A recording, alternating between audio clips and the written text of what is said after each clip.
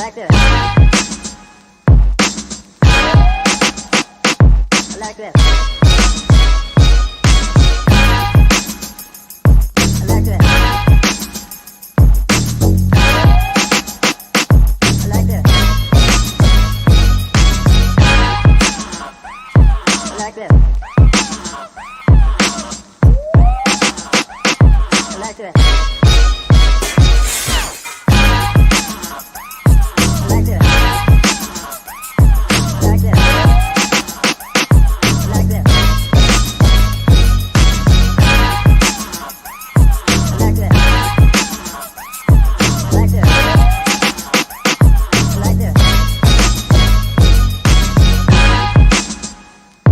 like this. I like this.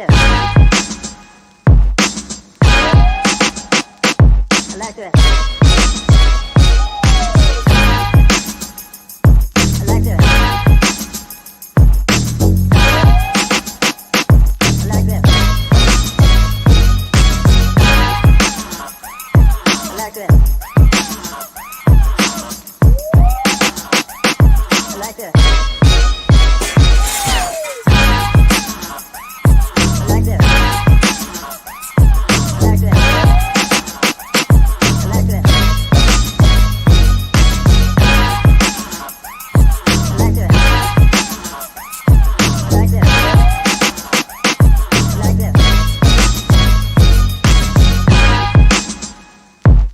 this. I like this.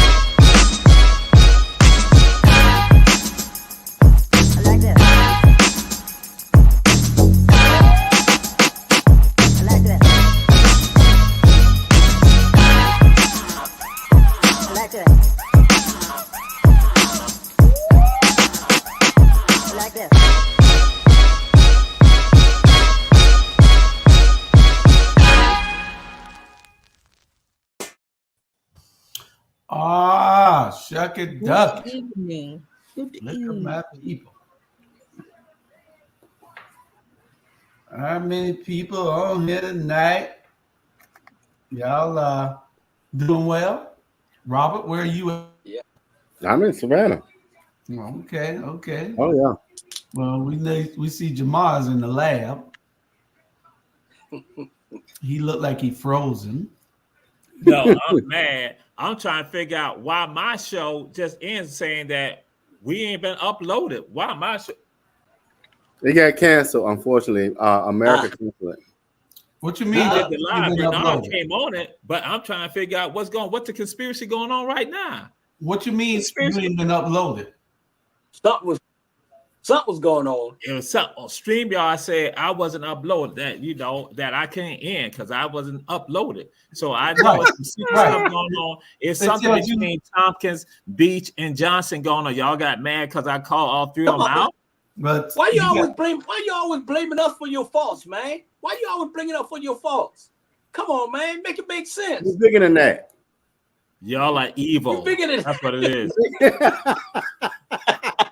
You bigger than that. That's right. I'm the king of West Savannah, king of AEB. I'm the king of AEB and the king of West Savannah. On the app, it'll tell you to sit there while it processes. It's processing no matter what. It don't matter.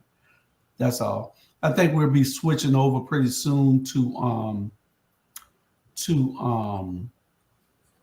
what's the name of the thing? Restream, if I'm not mistaken. Chris is going to change us over to another platform pretty soon.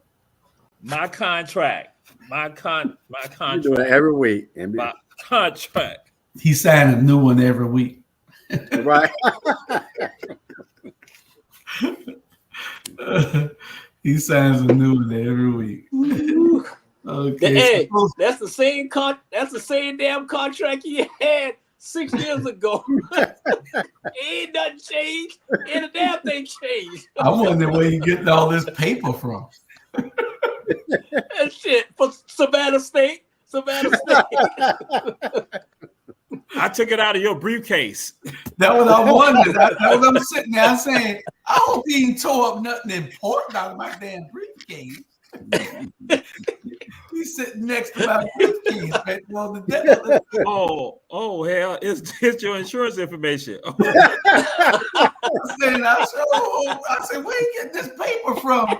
The only paper near him is my briefcase.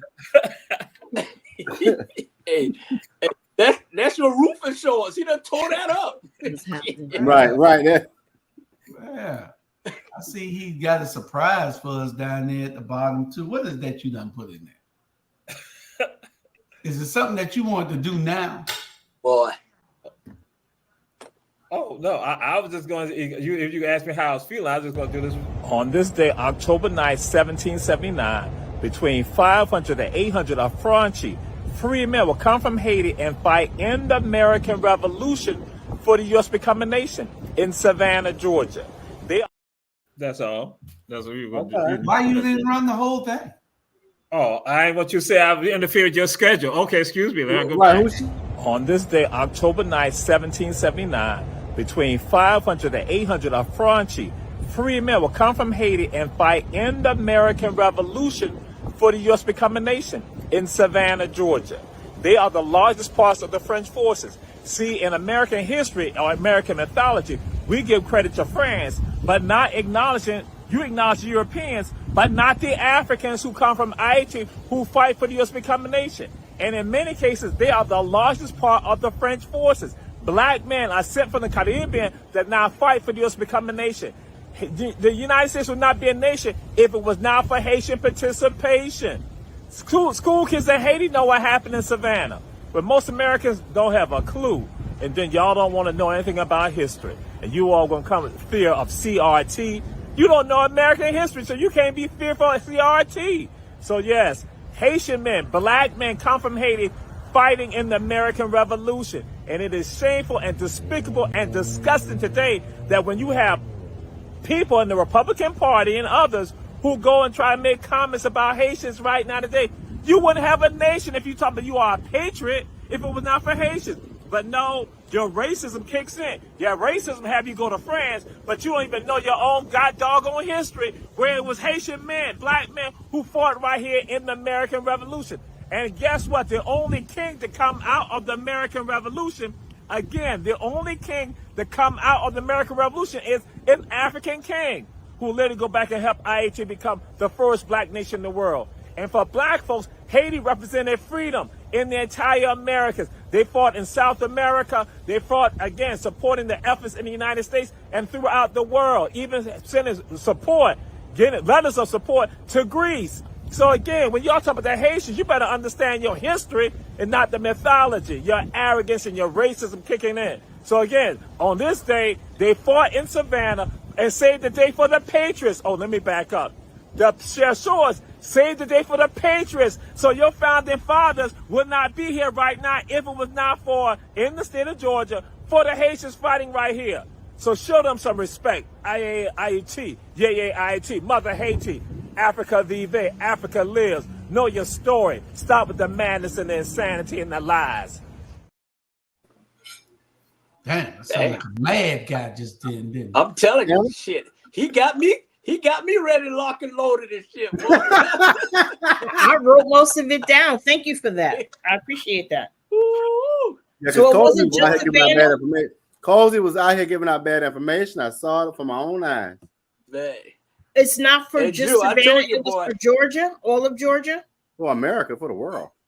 Yeah, so they Haitians fight in the for the American world? Revolution. So they fight for the United States would not be a nation if it was not for Haitians. And so just like they said on the day, they did a celebration in Savannah this morning where they're going to celebrate France.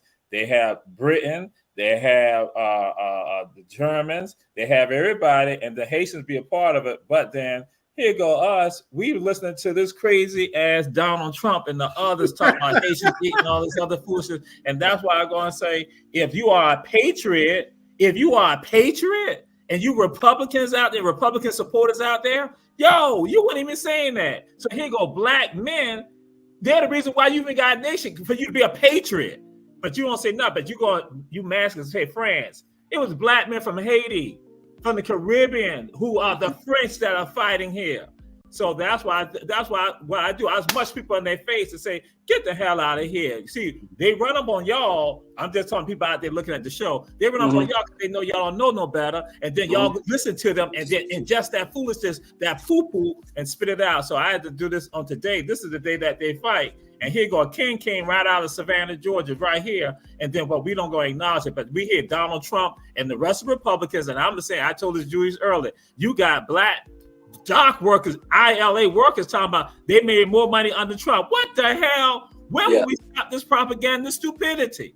Trump does nothing for us, has nothing for us. And all you Negroes who are out there and Negropeans who are out there wanting to support Trump, guess what? You are the Negroes. You are their pets.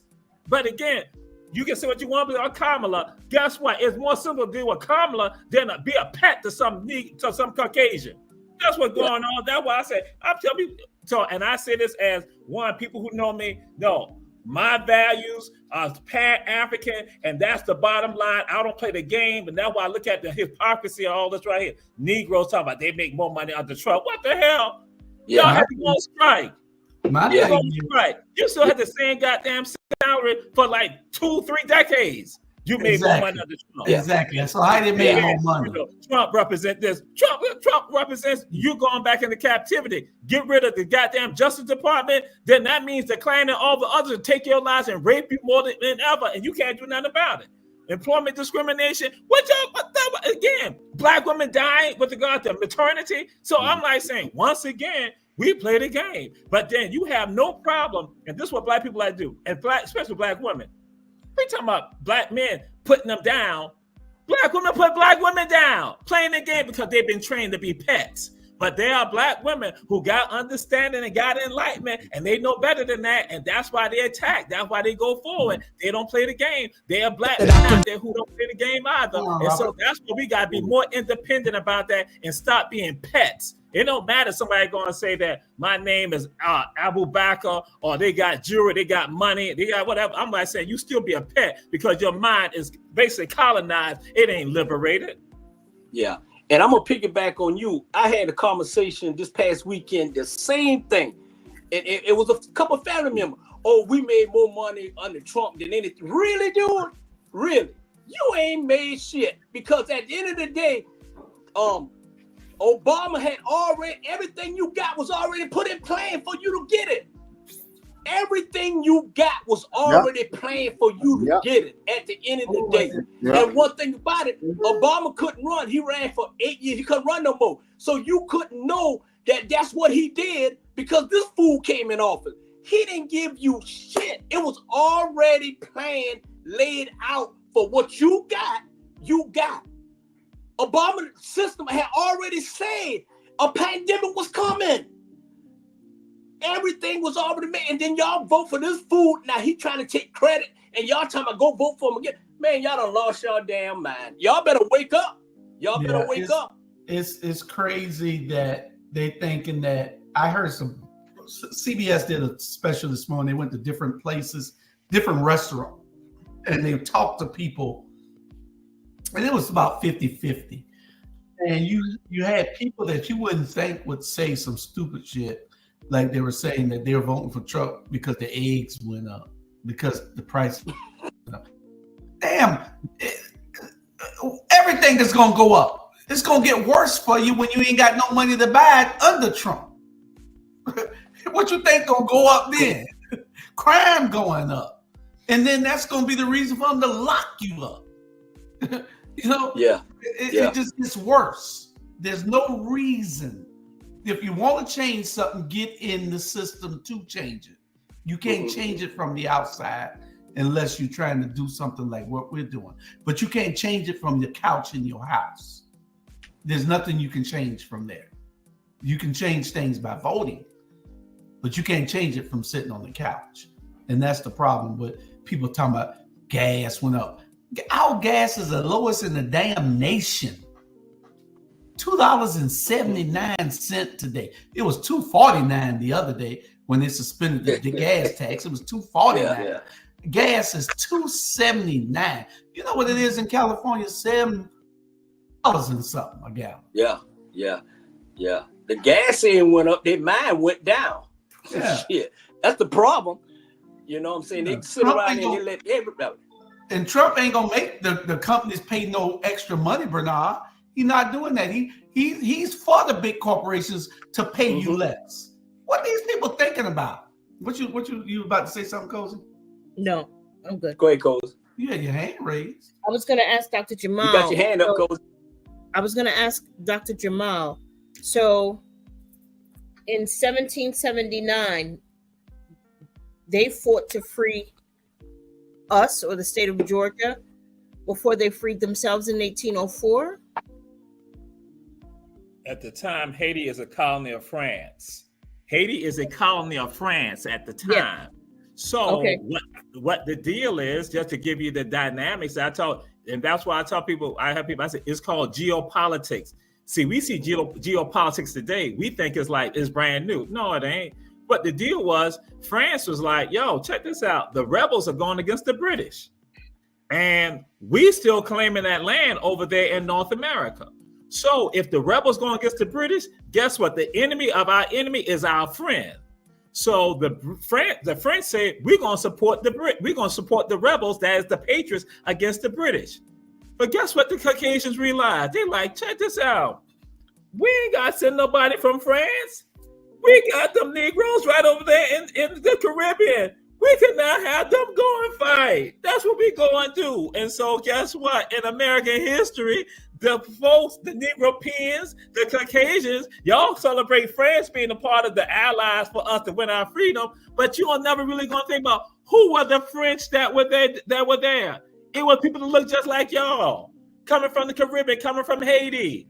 But see, guess what? But y'all go and talk about the Haitians, put the Haitians down. When I'm like saying, guess what? I got school kids who know more about that than the doggone adults. And I say, guess what? Adults, y'all got filtered minds. Kids got unfiltered minds. So they get that information, they run with it. And so, yeah, so that's the deal. So later on, 1804, that's when Haiti wins its independence. But they are a colony of France. And so the French that they celebrate across the entire United States being their friend fighting 200 years ago, they think it is them goddamn Europeans. It's the black men. And Jamal, if I'm correct, what's the language, the current language of Haiti? French. You know, Creole is the language. Well, it's French. That's heavily influenced by French, right? Yeah, yeah, Creole. Just like Gullah is the African-based language. Creole is the African-based language that's in Haiti and in Martinique also. That's what the crew's going to Martinique, ain't it? The crew's going to Martinique. Is the crew's going to Martinique? No. Well, just to what show you about how patois? Do they also speak patois? That's where it should have been going in. Well, patois is but it's the English verb. That's the English part. That was English, like in Jamaica, the Bahamas, that's what they call patois. But again, they call Creole, just like we call it Gullah. Black folks going to have their own names. Europeans go and say that. That was, again, Caucasians going, they call it patois, Creole languages. We come up with our own names. But then guess what? When you educate about them other people, then you spit that stuff out. So now that's what patois. Some people call them maroon languages. Speaking of the cruise, if you want to meet all these people here, most people here, these are and I want to meet America. Want to meet all of them. We're going to have two things coming up pretty soon. Pretty soon, we're going to have the a banquet for all our in February during Black History Month. But after that, we're going to have this fantastic cruise. We're going to sail away for 5 days in the Caribbean, and we're going to get away. It's in June. Starts on June 16th through the 20th of 2025. Don't y'all forget it. This is going to be a fantastic trip that we take. We're going to take the ship over and make it do what it do. So if you want to get in, you need to get in and make your $100 per person deposit. Cozy, I heard somebody say that they were going to pay you. So hopefully you'll be there. You must have got. I still wouldn't go because I don't like cruises. Where you going? That's it. I don't know. You might as well get on there and make a wave. Hey, America going. I can do that on the ground. Nah, ain't that like making a water wave. Hey, Cozy, Bernard said if you go, you can give him a massage. Nah. I'm He being like, more than damn I can't say what he likes. I can say what he likes on the other show. He likes toes. I can tell you that right now. Toes Hey, a touchdown. first of all, I want to ask you a question, RG. Why you putting out my damn business on the Rabble? Every What I weekend said on you the put out Rabble? my business. Oh, because you already put it out there. Even Jesus knows that. Yeah. We've had our general discussion. We're gonna go to a break real quick, and then we'll be right back with our other general discussion and get into our topics.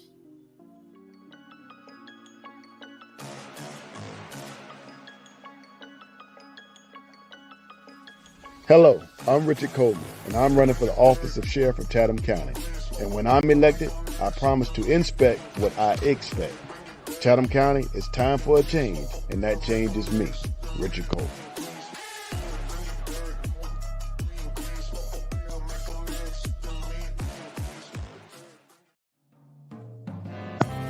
Need your garments cleaned with care and with a professional touch? Then bring them to One Price Cleaners in Garden City at the Old Farmers Market on Highway 80. Service you can count on.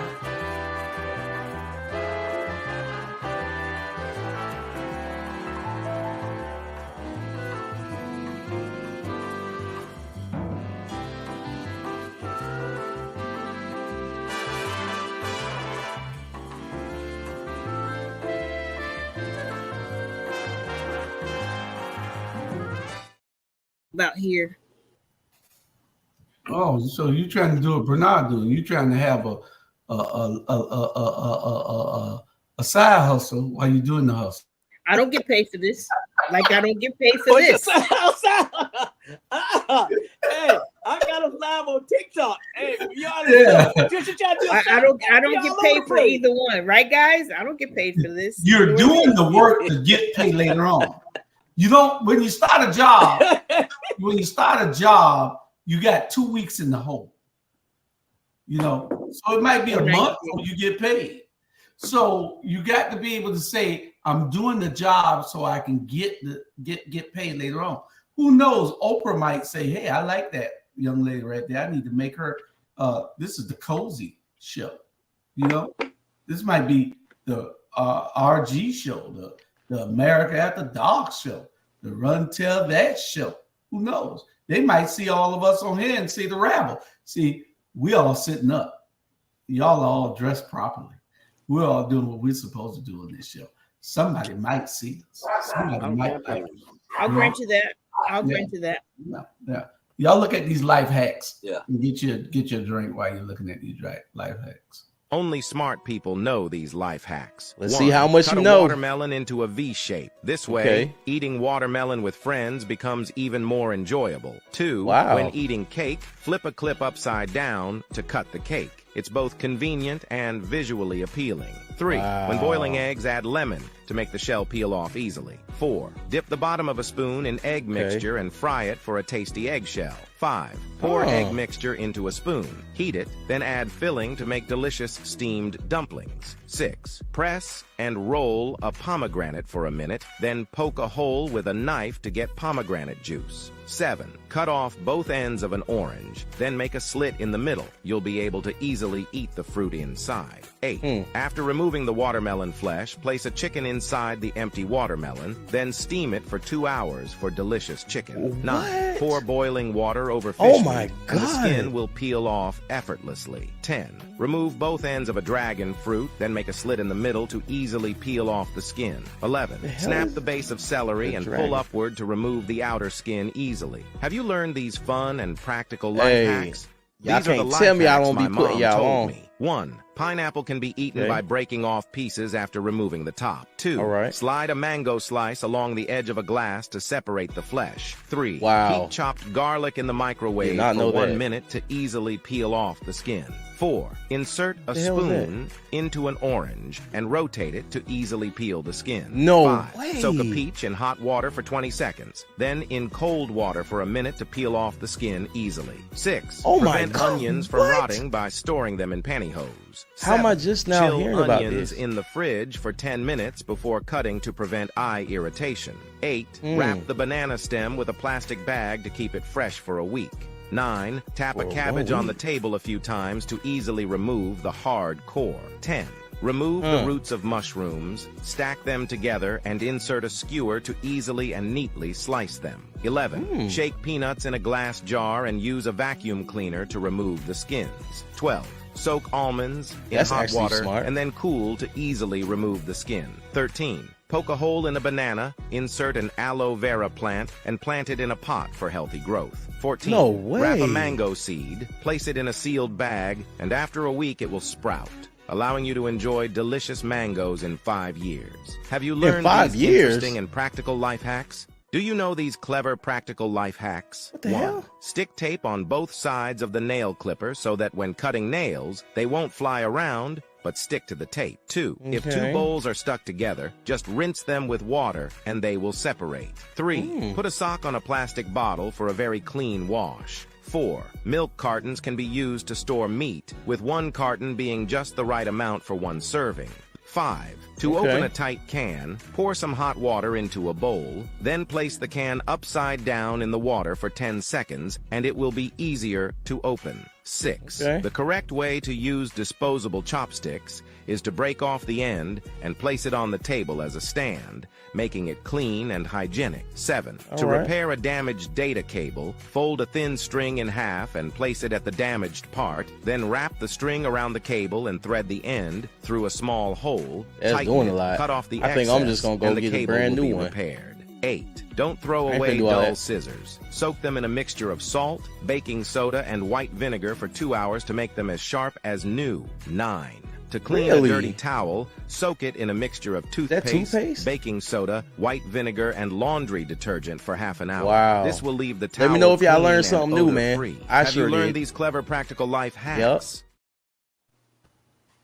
Life hacks, y'all. Life hacks. Y'all get those life hacks and give them to your girls, give them to your family members and everything. Those are some neat tricks. I mean, there's really some neat tricks.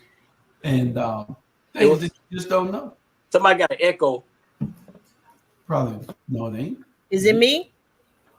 You got 2 devices on? That's probably you. Trying to do like hello. Testing. You can hear it. It's cozy. Okay. It's you, TV. Yeah, you ain't learned. You ain't learned how to do it yet. You haven't learned how to do it yet. Okay. Precisely. Work with me. Yeah. Oh yeah. We're gonna work with Lord, you. About you. They're not gonna stop us from talking about you. Yeah. If we don't talk about you, you're gonna think what you did was right. My goodness. There's a way to talk about it. Don't forget 520 Wings on Waters Avenue. We went there today and had some awesome cinnamon rolls also.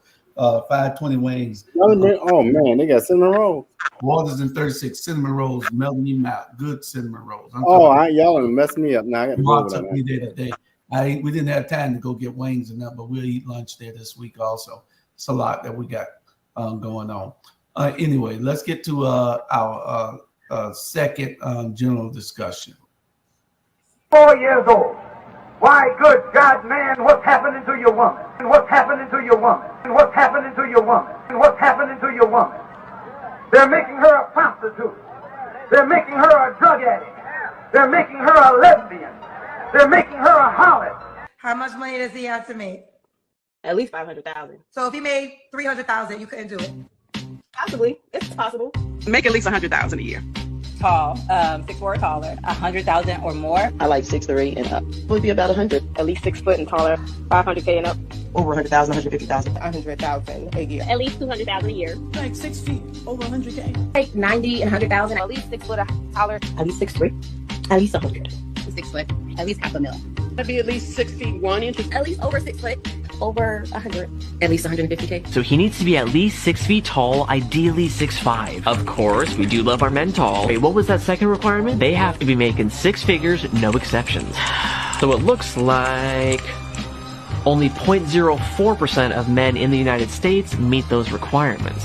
That can't be right. Yep, out of 165 million men, that's only 72,000. Have you thought about adopting some cats? 6 foot, 1 million. Oh, you're on drugs. That make me crazy.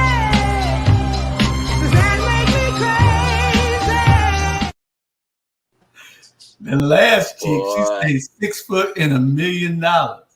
Did y'all see her? 6 foot and $1 million. She must be one of the African king or something. She won the NBA. NBA. Hey. We can't hardly hear you. Mute it. Mute. Mute who? Mute who?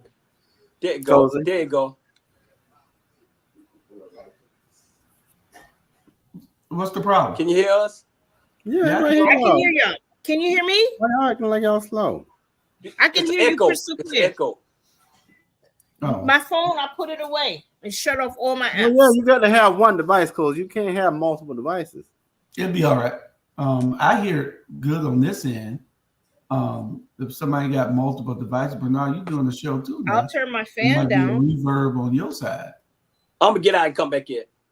Right. So, where Robert went? Both of them got out and come back in. Okay, so what do we say about that? These pitiful. These women. Oh, I just went back in on the internet too. Pitiful. These y'all saw the video. Right. They're making our women out of everything but what they're supposed to be, like queens. They turning the drugs. They're smoking cigarettes like they're crazy. They smoking marijuana like they're crazy. They drinking like fools. They're doing everything that they aren't supposed to be doing. So, what say you? Cozy, you the woman. You go first. Right. I'm like, huh? A, I'm disappointed. B, some of this I believe is by design. The filth in the music, the filth in the Real Housewives of everything. I believe that this programming, this propaganda, just like putting drugs in our community or putting anything else that's non-productive. I think these young women, unfortunately, have fallen prey to something that they think looks good, makes them feel good. It's a distraction. What harms me the most or hurts me the most is that the kids are present and some of them involved. That's all I have to say about that. Bernard? Yeah, I think I went back and cut back in. Let me say this here. Man, I wish we stop as us, our community, stop blaming every nationality that don't look like us, blame them for our problems that we have in our community now. Okay? Those women's gonna do what they want to do. Okay, you got some good women, you got some bad women, you got some on the pole. My job was to keep my daughter off the pole, and I did a damn good job. Everybody on there who got daughters, keep them off the pole. Correct. Okay, so I'm not going to destroy these women on what they want to do. That's them. Whatever they want to do, that's them. But don't blame Donald Trump for your daughter being on a damn pole or something like that. Don't blame the agent. Don't blame nobody. Blame your damn child. Blame your child who looking for a 6-figure and she ain't got 2-figure. At the end of the day, it is what it is. They do what they want to do. And not only that, it's not just our color. It's white, black, Puerto Rican, Mexican. It's all the women. All of them. It ain't no different than Joe Sam was a pimp and pimping the women. Now the women pimping the men's. They just changed. I'm not gonna sit here and bash these women for. Hey, at the end of the day, I kept my daughter off the pole, and a lot of people daughter off the pole. At the end of the day, once they leave the nest, it's on them. It's on them. So stop. I'm tired of everybody. You always want to blame 1789. Listen, it's 2024. Everything changed. Young people have changed. Old folks need to wake up and get with it and move on with the system. Yes, it's some bad, it's some good, but at the end of the day, man, I get tired of hearing this. Robert? I think everybody from beginning to now, I think if we look at everything that was said, even when Teray offered what he offered, is the fact that one, I think a lot of people in the community have forgotten where they come from and who they are and the roots from which they have grown. We forget that because we don't share it. So it's a generational piece that creates what we see. But I also think Bernard has a point. It is also up to the individual households, churches, communities to educate our young people so that they understand, what's taboo and what's acceptable. Because, even with Cozy, you talked about the music and the influence, the external factors that influence our young people to do these things. And I'll give you a great example. I talk about my mom and dad all the time. Once my brother got in trouble, went to prison, it was locked down. You come home, you do your homework, and you go to sleep. It was no going out now. So I don't know if we need that framework, but you also got to think about this part too. And I think Bernard is right. It's 2024. A lot of people, for those who enter the industry, what I call entertainment sex industry, they have to do it for means. But it's just so much, John Pack. They have to do what? You entertainment sex? sex? So many people that have to enter the entertainment and sex industry to make ends meet, but is that wrong? I don't know. Okay. But I think everybody had something really useful to that conversation. It's just we've seen. I think this is the part I want to hit before I go, because Bernard and Jamal said it. I think disproportionately the Black community and our Black women are highlighted more because everybody does. Every race does it. When it comes to bad, do y'all find it interesting that when it comes to bad stuff, the Black community is highlighted more than anybody else? That's what I meant by propaganda. Stuff, the white community is highlighted more than anybody else. So we're disproportionately being targeted in ways that are not useful. Absolutely. So yeah, that's what I can offer that. Jamal.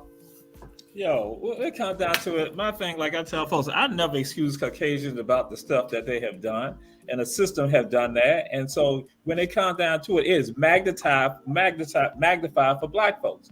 And so yes, these issues, again, people talk about that and say, we got to be consistent about this. When we go and say that welfare systems got the Black man out of the home, correct? Yo, that's a continuation of the same thing. That stuff ain't like it happened in boxes and compartments.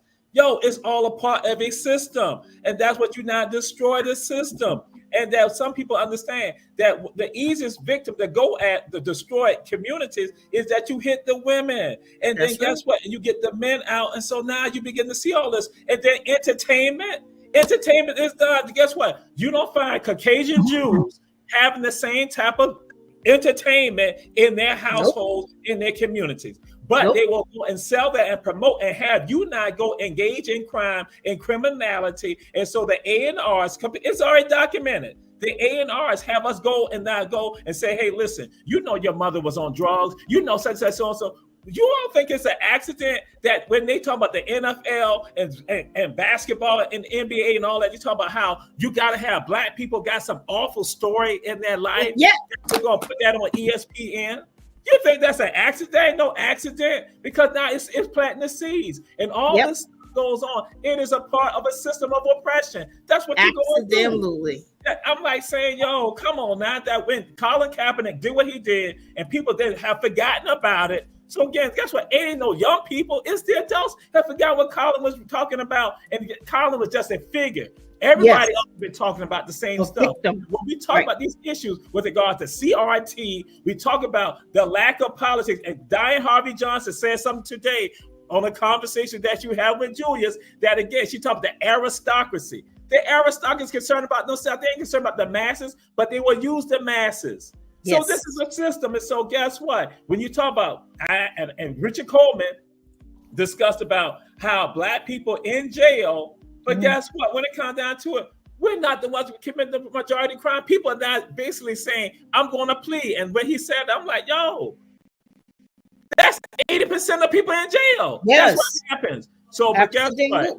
Caucasians and what Black people don't understand. And so Eric Adams in New York and other people have said this, with P. Diddy, all the rest of them. When you as a Black person going to do the same thing these Caucasians going to do, they will come and slap your hand and destroy you. And I got to say this, and I just, not that I'm trying to advocate for them, but Push Black. Y'all need to go check out Push Black when they go and talk about the images that they foster for Black children, Black men, and Black women. And so again, they have always over-sexualized Black women from captivity. So that's why you gotta be a Sarah Bartman. Sarah Bartman. So I'm just like saying, yo. So when we talk about this, it's a continuation. But when are y'all gonna finally break the cycle? But as opposed to making excuses for them, break the cycle.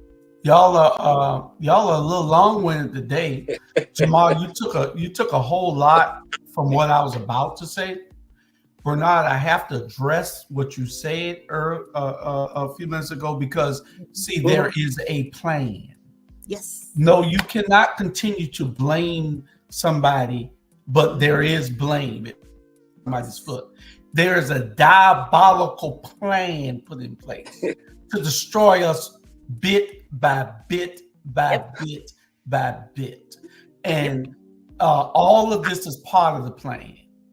And no, you can't. It is incumbent upon all of us to change things. It is incumbent upon our leaders to help change things. It is incumbent upon the church to change things. But those people are derelict in their duties. And we have to keep calling them out. No, we blame everything on the white man. You know, we're here now. What the hell are we doing? True. Right. To correct that. We already here. Now we see, and we know what happened. How do we reverse it? You know, it's getting worse. I mean, I had a talk with my godchild today, and all she could tell me is, y'all old people are so disrespectful. I say, we don't need y'all. What the hell we need y'all for? You know, she think, you know, all the young people think we need to talk. We talk to them and just. I don't give a damn how we talk to y'all. Y'all go get that shit yourself then. Go get it yourself. Go get them tennis shoes yourself. You know? No, it's crazy. You're right. To destroy us. And you don't think it's people sitting back trying to figure out how to? Oh yeah, it is. Don't think it is. It ain't because it's 2024. It is a plan. Even Bill Gates trying to wipe people off the face of the earth. Even Elon Musk with this shit now that he going with Trump. It is a plan. It's a plan. It's by design. Yeah. So are we gonna fall into the goddamn plane? Are we gonna fall in the plane? We already in the plane. We just gotta figure out how to get out. You in the plane. Okay, you in the plane. But my thing is this here.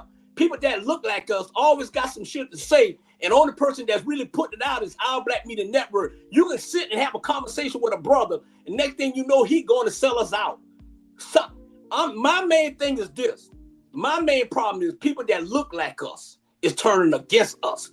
So we got to be careful. That's by design too. Hey, some people are every damn thing's by design. Me trying to find some ass. So that's design by design. Yes, because you have a desire to get that off. So it's by design. They put those women out there and plaid. They put those women out there like that so that they could get you. They get me. That they would put them in front of you to destroy you. Exactly. If you don't have self-control, you are part of the problem. Not you, Bernard. I'm not calling you out. Listen, I'm simply saying. I ain't listening to that. I'm telling you right now, I ain't listening to that shit. May I say something, please, Julius? Robert used the word forgotten. Some of us have forgotten. I have to challenge that because some of us don't know our past and our history by design. A lot of things were hidden from us. And if you don't know where you've come from, if you don't know the greatness of your people, you being the mothers and fathers of civilization and all of that, you won't use it. You won't walk into it. And that's it. Yeah, the signals is going in and out. What I mean by forgotten, I'll use this for example. Last year at the Harvard Club Forum banquet that you attended, there was a young man that was on city council when Benny Mitchell was in power. And he made the statement, I forgot how we were talking about 37th Street. So 37th Street is supposed to be MLK.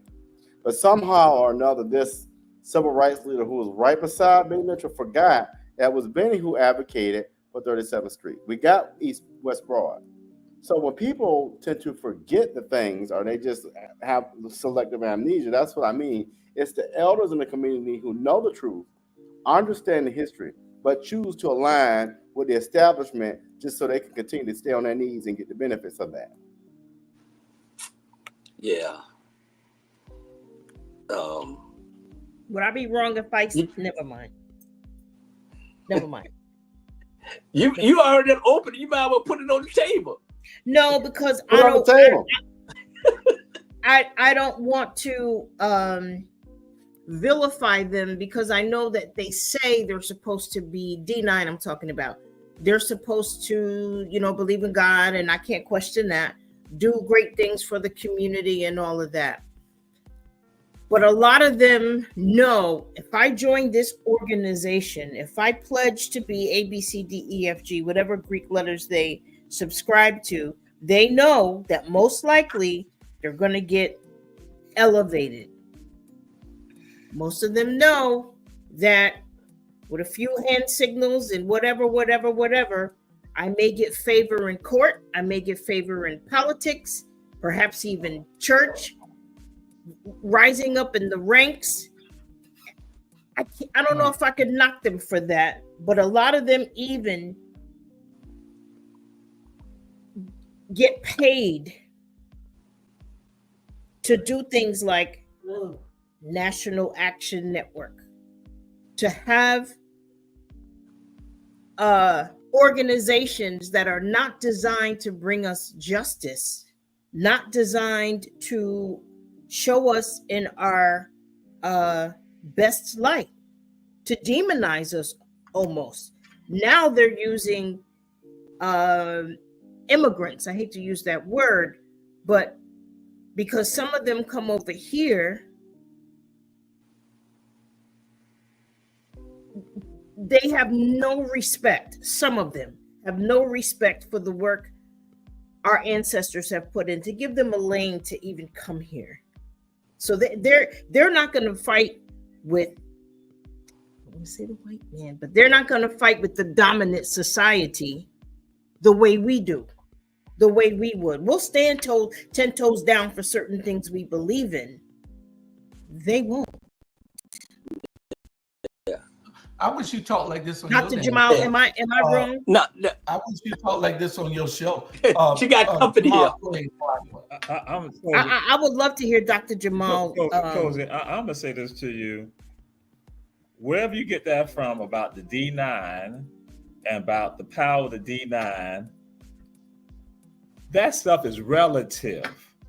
It's like a fish, a minnow fish in the ocean.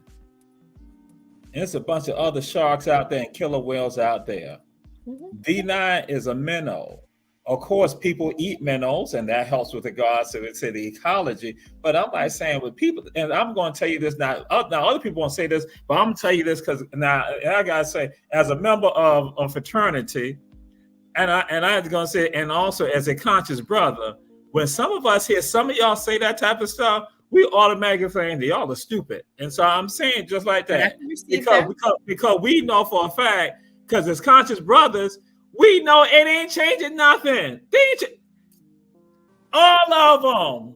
It's relative. In y'all circle as black people, yeah, y'all got something as black people. But in that larger world, how have we gotten independence and liberation if they have power? That's what I'm saying again. People talk about Illuminati and all that. Some of us, again, being some brothers, since we talk about this all the time, we like, yo, and see, I can't use the language that we use when we talk to one another about that stupid type stuff. Right.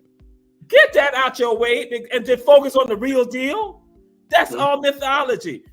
So I'm gonna say this with me, where I'm at right now. Why have not somebody from D9 came and picked Jamal up and carried Jamal?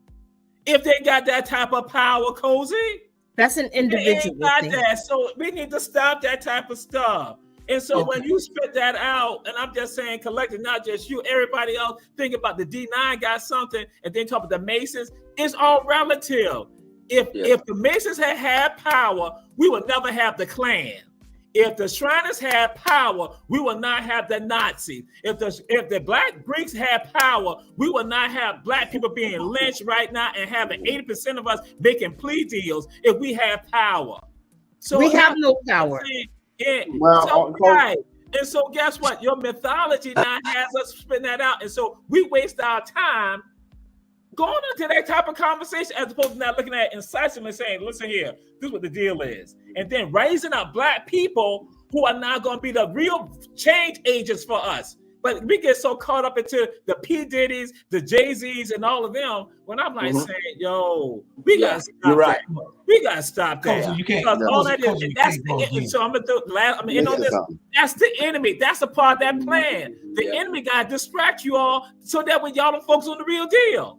That's that enemy type stuff. Am I wrong for speaking? But I can't say am I wrong for speaking what is inside the realm of what I've learned? Yes, you're wrong. Just ask a question. You ask a question. That's good. If you join a Mega Sci-Fi, they're gonna tell you like about Jesus. You are being tied to Jesus. If you talk about Alpha, Hello, you have God. All of them got God. So it ain't like so when people that's why it's faddish propaganda stuff to distract us from the real deal about us killing the people who are causing us to have problems. Kill this doggone system. That's what we should be doing. Well, but y'all being pets right now. I'm not talking you, but y'all being pets for these people, right? And they sit and laugh. That's why the 5% said the colored man and again the blind, deaf, and dumb. Okay. All right. Hold on. Let me offer this, if I could. Make it quick. I think, Cozy, there's a difference between being able to speak out loud and having a seat at the table, and I'll leave it at that. Well, and this is what I want to say.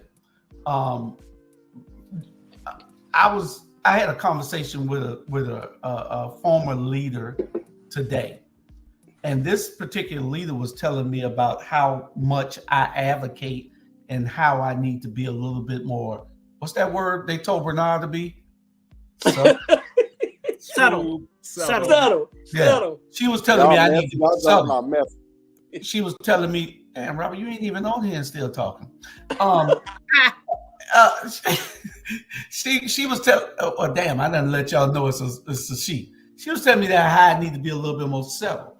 But I was telling her that, no, you damn be subtle. I'm going to be the motherfucker. I'm going to be the agitator. I'm going to be that person. I don't know how much longer I got to live. So if I'm subtle, then what gets done?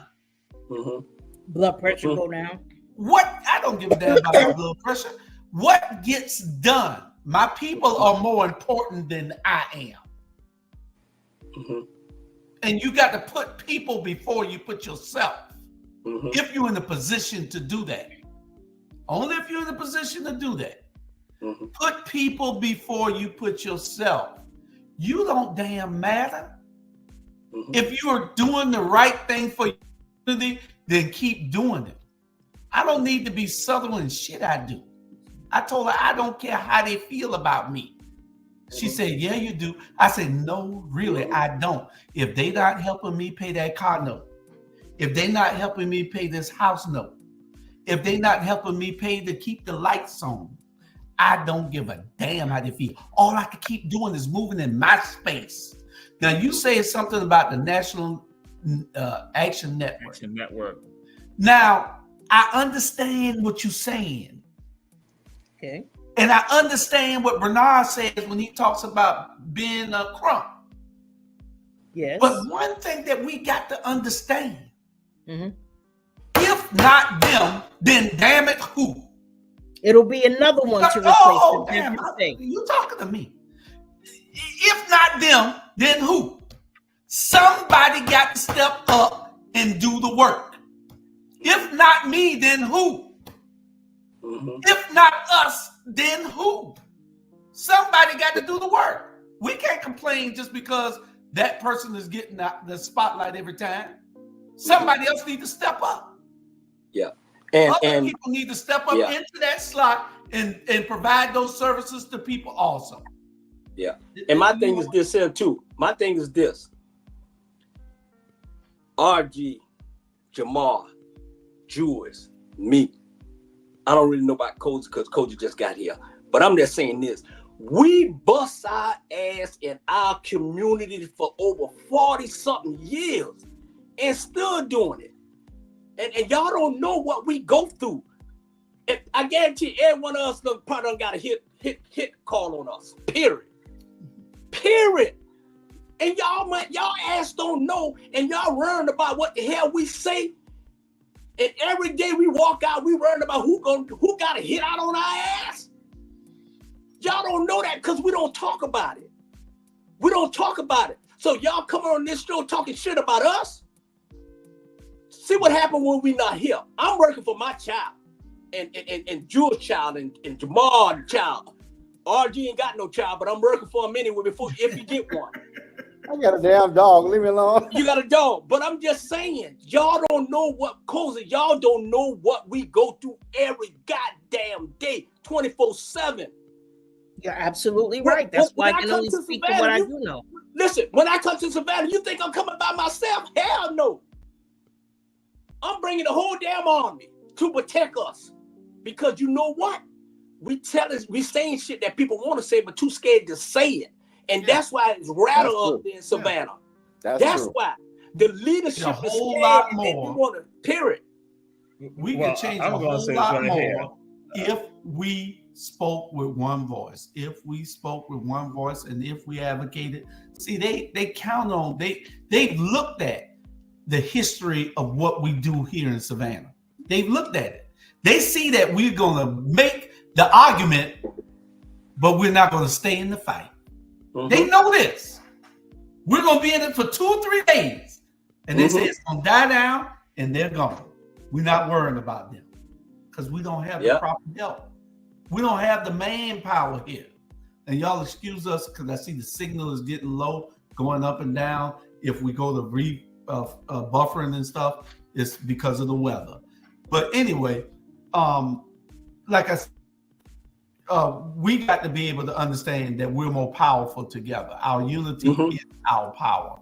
And until we understand that, it's going to be a problem for our community. Well, I'm going to throw that out there. People know me, know I've been out here since I was a kid. So that's why we don't have no fear about none of this. So that's why we do what we do. And and that's why I go and say this issue, because I go throughout the area, it's the same issue. And this is an issue for the Black community in general. So wherever you are, that's what Bluffton, Jacksonville, Richmond Hill, all the same issue. But wherever you are, stand up and speak out. So, and that's why we don't have no fear. That's why I don't got to have no army around me, nothing like that. I do what I got to do and been doing. That's why I said people know me. I've been doing it since I was a child. And they ain't not changed from Savannah State on. And people see me come back home and the same thing, same continue. That's why some people consistently understand. He's always been like that, and they don't sweat it. If they don't like it, they just don't like it, and so I just move on because I understand it's a much larger purpose. Well, if anybody want to meet this warrior and these other warriors, we got a cruise coming in June. Go ahead and pay so you can be on. Put your deposit down so you can be on. You got 10 months, something like that, to pay for your cruise. 8 months. To pay for your cruise and come on and be on this cruise with us, and all of our Black media be and we can talk cozy in. And she says it was a guy that said he was gonna pay for it, but she still don't tell me she gonna jump off the boat. So we don't want you there if you jumping off the damn boat. But anyway, let's get on to our next subject before y'all try to talk again. And I got to stop. Tell people to find out. But see, this is part of the reason. Y'all make sure y'all call that number and contact Robert so he can book you. Mine will be booked next week. I just got a message from my people. Mine will be booked next week because my cruise was canceled for tomorrow. So I'm booking on this. I'll come on and do it. That saved me some money because I don't have to do 2 of them. But anyway, I'm trying to get the class of 79 what my wife is in to go with us. So hopefully some of them will go. Anyway, the church is part of our problem, and this is probably some of the reason why. Y'all listen to this. I think I might have played this about 6 months ago. I don't remember, but I heard it a while back, and then I ran across it again. Yeah, you did. A man forgot to put his phone on silent, and it rung too loud during the church service. Mid-service, the pastor stopped and got on him about his phone ringing too loud. All the other members of the church was looking at him funny. They made him feel uncomfortable. On his way home, his wife nagged at him all the way home. His friends and family members that attend the same church called and ridiculed him. He was embarrassed. He never stepped foot in that church no more. Later on that night, he went to a bar. Still nervous and trembling, he knocked his drink over. The glass broke, and it spilled on some people. The people that it spilled on got up. He thought that they was going to come and attack him because he had just spilled the drink on them. Instead, they came over there and asked him, hey, are you doing all right? You ain't cut yourself, did you? The bartender gave him a towel to clean up himself. The janitor came by and cleaned up the mess for him. Asked him, hey, man, you doing all right? The manager came and gave him a complimentary drink, gave him a hug and told him, hey, man, it's going to be all right. Everybody makes mistakes. As believers, the way that we treat other people can drive souls to hell. Be careful how you treat people when they make mistakes. Word up. Very, very, very, very valuable lesson in how to treat people, especially in the church. Has gotten besides itself today. I got to just tell you, the church is way besides themselves. The church is not something that we even recognize anymore. The church is just an abomination to hell, if you ask me. That's what it is. These preachers are preaching for money. These preachers are preaching for clout. Jamal, you ain't got to go nowhere. I'm speaking on my behalf. You ain't got to go nowhere. You know they are. These preachers are useless. Ass back in. The black church has become useless. The black church, you got a church on every 4 blocks. It's a damn church with 5 people instead of all of them coming together and understanding that there's more power in their unity. They can buy more with the numbers that they put together. You know, it is just a damn shame that the church welcoming as it was back in the day. Back in the day, the church was our sanctuary. Yes. Church was where we went at to be consoled. Now, if you don't pay your tithes, they kick your ass out. You got I don't have respect for the church. I don't. I mean, people understand. I mean, people see it and they ask and they wonder. I got respect for God. See, because God inside of me is more powerful than God inside any church. Yep. So don't tell me about going to no church. Don't tell me about no pastor. I don't give a damn about the pastor. That pastor can't cross no river for me. I got to cross that river by my damn self. He can't get me there. Pastor. All he can do is tell me a little bit about how I need to live. But I know better if he told the real truth. He told the real truth, he'd be out of a job. No fake Jesus. You ain't gonna give me no fake Jesus. I ain't accepting it. I know the truth. But see, a lot of people don't. But I can't knock nobody else. That's what you believe. That's what you believe. And then all I care about is that you believe that there is a God. That's all I care about. But anyway, the moral of that story was treat people right, especially in the church. Yeah. My concern in 2024 is how those individuals still believe in Jesus when that religion was beaten into the backs of our people, and they had to accept it in order to survive. How, if you don't know it, can't hold it against you. But if you know life started in Egypt thousands of years before they created a Jesus, thousands of years, how can you still accept and believe in Jesus? Well, there's nothing wrong with believing in Jesus. The thing is, because it leads you to the head entity, the head leader. There's nothing wrong. There's religion, and religion is a control mechanism. Yes, it is. And so, but there's nothing wrong with, as long as you believe in God. Some people are just so deep into it that they don't understand. We've been taught this all our life.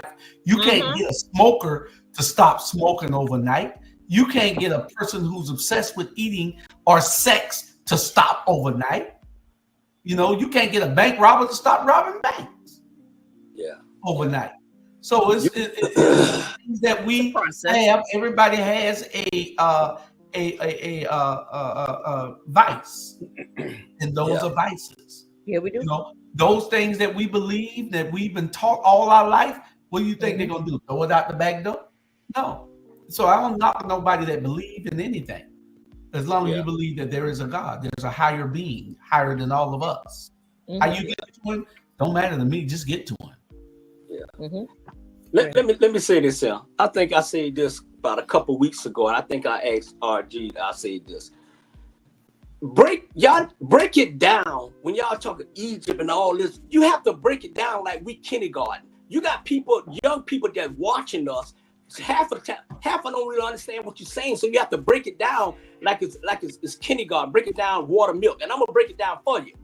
Okay, man asked me, I don't go to church. I don't need to go to church when I'm going. I already know I'm going to heaven. These good for nothing so-called preachers in there, all they want is money. You got, soon you walk in a church, it's an ATM machine right there. You know what I'm saying? And then what you do in the dark will come to light. You know, the rest of them, Bishop and Long and all of them, man, let me say this here.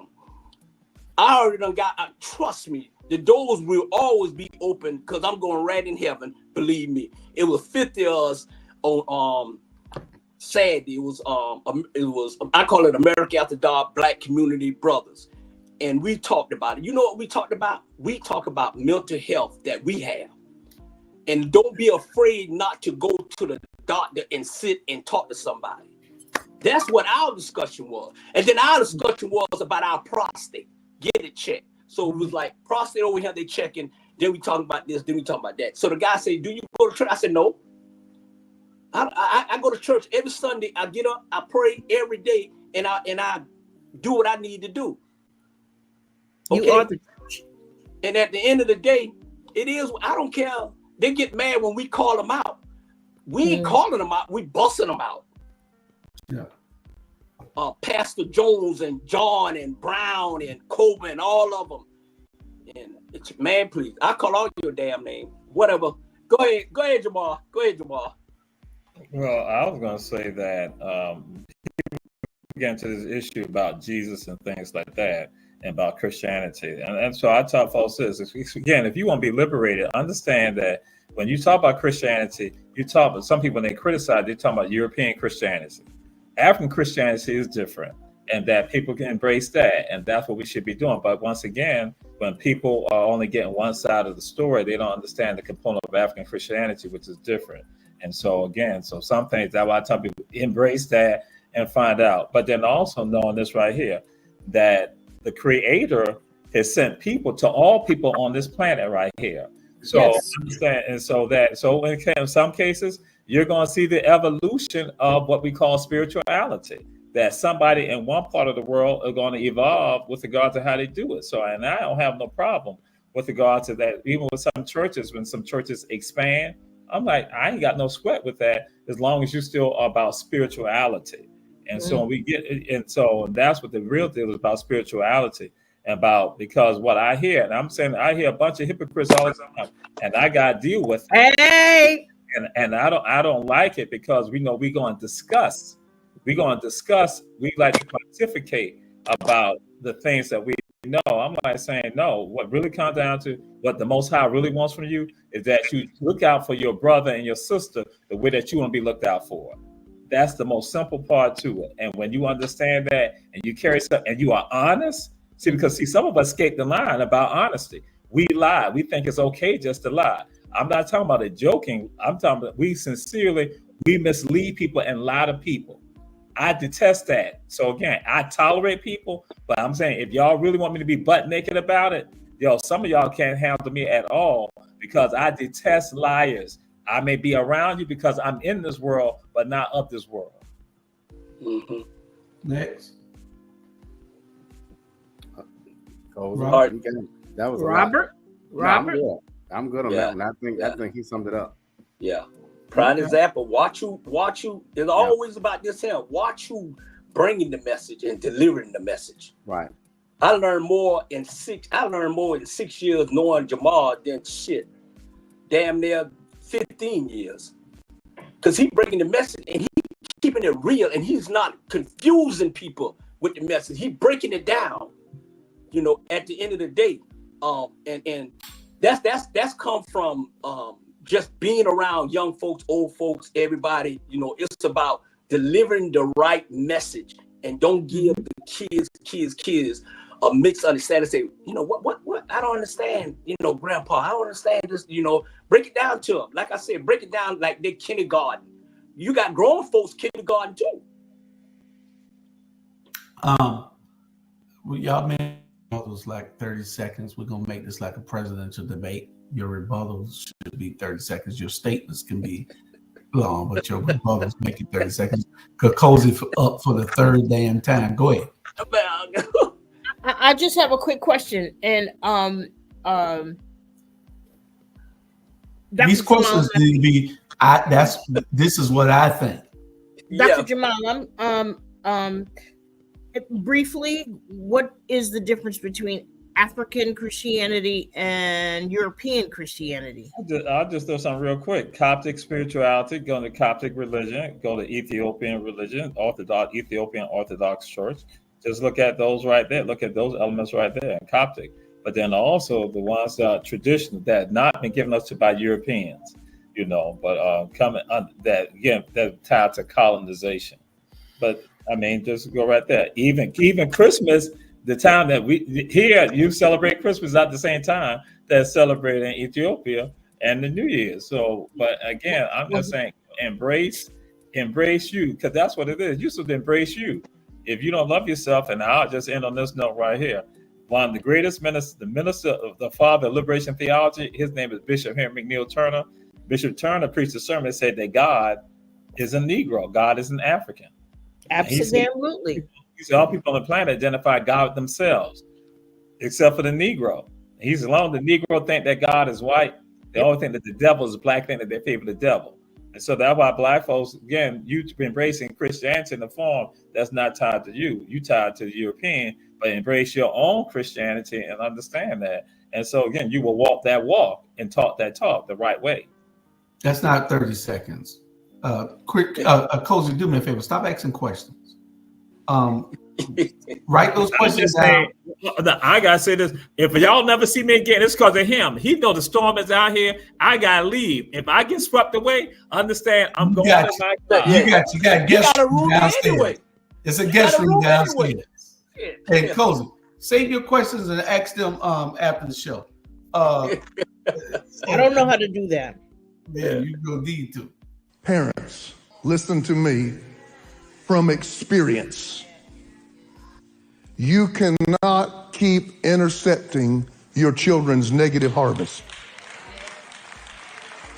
I ain't got many claps on that. The pain of their decision was sent to change them, not you. People never change when they never feel the responsibilities and consequences of their decisions. I'm telling you this because I have lived it. Every single time my children would get in trouble, I'd get in the way. And I thought being a good, tough daddy was let the trouble hit me and spare them. Until I realized something one day. Years are passing and often they're throwing themselves into the fire and often they're throwing themselves into the water. Why? Because they throw themselves into the fire, but daddy gets burned. He said a mouthful because that's what we do with these kids. And these kids today are just terrible. They think that you owe them something. You gave them life. That's what my mama told me. Boy, I gave you life. I can take it away. Y'all remember that? Mm-hmm. Those were the threats we got. These kids today think that we owe them something. You know, my godchild told me today, you ought to be glad that I came to work. I look at it, I said, shit, when you start paying me, I said, I pay you. I pay you. When you start paying me, I ought to be glad. She do great work. That's why she's still around and I ain't fired her yet. Yeah. y'all to be glad. I know she ain't watching, so I ain't gonna say. I ain't gonna tell her how great a work she do. She a great worker. You know, she doing something else besides engineering this show tonight. You see what I'm saying? But she wants to get paid, even though she ain't here. She's a great worker, Jew. She's a great worker. Yeah. I want to get paid. That's why you keep her. That's why you keep her. When she work. He right. We get in the way about we. It's like a punch. Somebody want to punch our daughter or a kid. We fall. We get in front of them. We'll take it. You know, that's just how we is. You know, with Jamal, and we got girls. Girls gonna get more than boys. Period. You know what I'm saying? My daughter can stay here. She ain't got never leave. But son, you can get your ass out of here. And sometimes to help and somebody hurt. But the older I got and the older she got, that's when I started doing hard, tough love. That's when I started cussing her ass out. That's when I started saying, you know what? Ain't no gas in there. Park the car until you get money to put the money in there to go. When I say you got a client and you need to go client, but you want to go party, you better go get that damn money. Well, your daughter do have to go one day. Yeah, she do. You gonna let her bring the man there too? No, she ain't gonna never get married. Okay. Well, she got to go once the man comes. There ain't gonna be two men in your house because you're too much of an alpha male. You damn right. Right. I know she got to go one day if she got a man. She got to get the hell up out of there. Because she like man got to provide for her now. She ain't got no man. I ain't got no woman. It is. But we'll deal with Drew. We'll deal with that down the road there. Mm-hmm. Unlike Jamal, he ain't got no woman. I ain't got no woman. The daughter cut us off when we working in nerves. And it was a fine glass of water that sat next to Jamal the other day at the banquet we was at. And he was over there whispering to her and talking. Did you get a number? Did you get a number? No. Yeah, you did. He froze.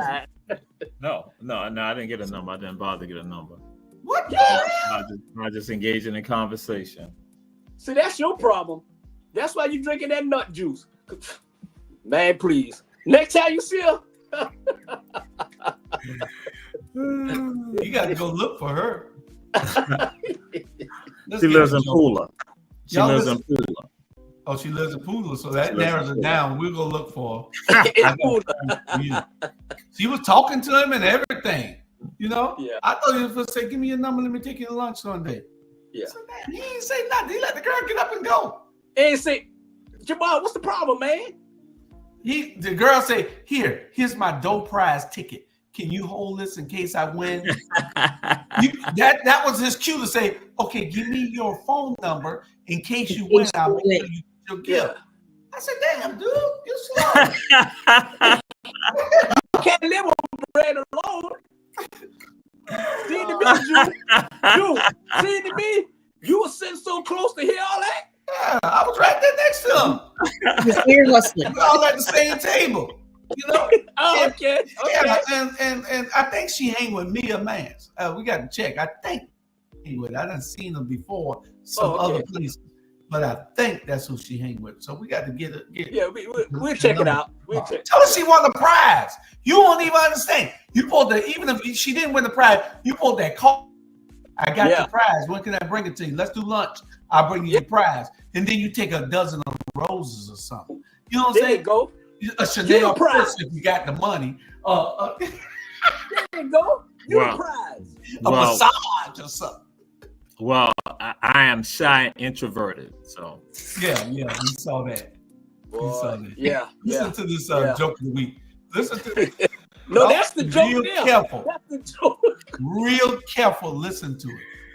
My best friend and her husband was in a car wreck 2 weeks ago. My best friend had no injuries, but her husband had injuries that made him slip into a coma. The whole 2 weeks her husband was in a coma, she stayed by his bedside and didn't leave. Well, one day I was at work and I received a phone call from my best friend. She sounded so happy. She told me that her husband finally woke up from his coma. She then asked me could I come to the hospital after I got off work. So that's exactly what I did. When I got off work, I headed straight to the hospital. When I got to the room, my best friend was still sitting by his bedside, and I just sat in a chair that was right next to the door. As she sat by him, he started talking to her. His eyes was full of tears. He said, "You know what? You have been with me all through the bad times. When I got fired, you were there to support me." I looked at my best friend and she had tears rolling down her face. Then her husband said, "When my business failed, you were there." He started rubbing his hand across her cheek. Then he said, "When I got shot, you were by my side. And when we lost the house, you stayed right there. But most importantly, when my health started failing, you were still by my side."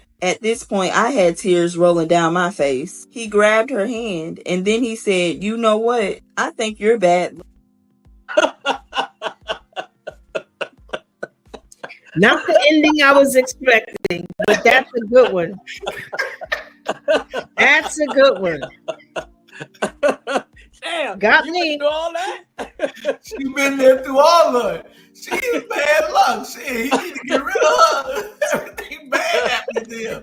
Lose his job, get shot, everything. Went, fell sick, been in a coma, been in an accident. Shit, he need to get rid of That's her. red flags all over. I'm telling you.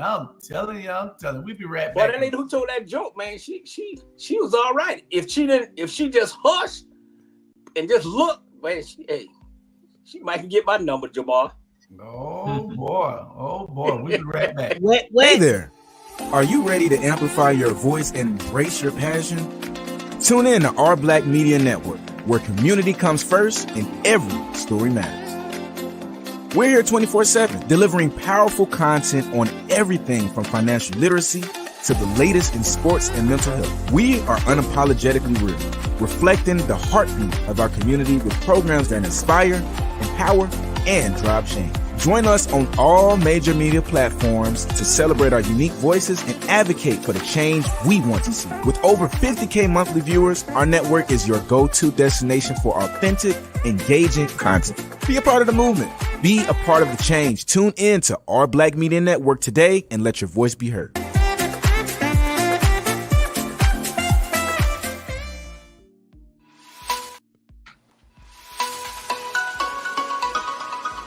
Join us for an unforgettable Caribbean cruise. Attention everyone, are you ready for a summer escape? Our Black Media Network invites you to an incredible Caribbean cruise from June 16th to June 20th, 2025. Whether you're bringing your partner or connecting with family and friends, this is the perfect getaway. Here's what you can look forward to. Monday, we set sail for the Port Carnival, Orlando, Florida. The adventure begins. Tuesday, enjoy a fun day at the sea. Relax and take part in exciting onboard activity. Wednesday, discover the beauty of Grand Turk. Immerse yourself in the island of culture and scenery. Thursday, another fun day at the sea. More time to mingle with you and your boo. Friday, explore the stunning shores of the Bahamas. Experience paradise firsthand. And last but not least, Saturday, we return to the Port Carnival, bringing back cherished memories. This cruise is your chance to engage with your favorite show host, your spouse, and make valuable connections and ignite meaningful conversations. Don't miss out on this incredible opportunity. For more information, reach out to our staff or any show host and email at getgoingtravelagency@gmail.com. Once again, that's getgoingtravelagency@gmail.com. Secure your spot today and get ready for a remarkable summer experience. You can learn more information at ourblackmedia.com. Once again, that's ourblackmedia.com.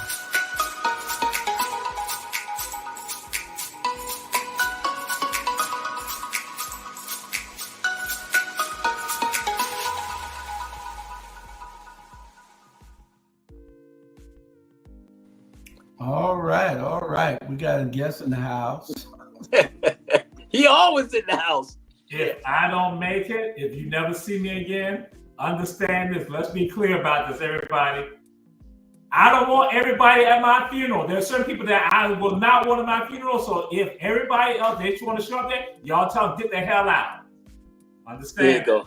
There you go. I don't there want you go. everybody Thank at you, my Keith. funeral. I do not want at my funeral. Understand that. Always know that. So I'm just saying, if I don't make it, Understand, certain people should not. They come in there. Katie bar the door on Bernard. Katie bar the door.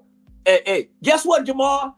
Hey, my blood pressure is 123/76, and heart rate is 60. And what did Doctor tell me to do?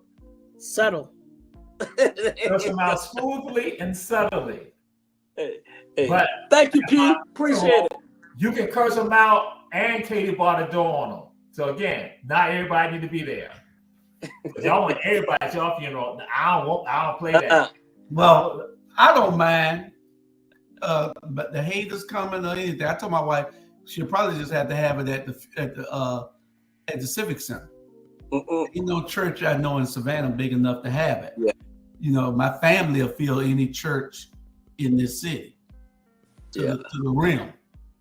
Now, I ain't just talking. Why you pulling your head up, Rosie? I'm telling you the truth. I got the biggest exercising my neck muscles. And then my friends are gonna come from far and near, all over, and gonna be asking my wife why they can't speak. So it's gonna be a time if I outlive her, you know. Yeah. So something I'm going else. different. I'm going on a different route. I'm going. I ain't having it. Hey, if y'all don't see me, y'all better join me right now, because your damn sure ain't gonna see me when I leave, because I'm gonna be cremated. I ain't having nothing. Me too. I don't want no funeral.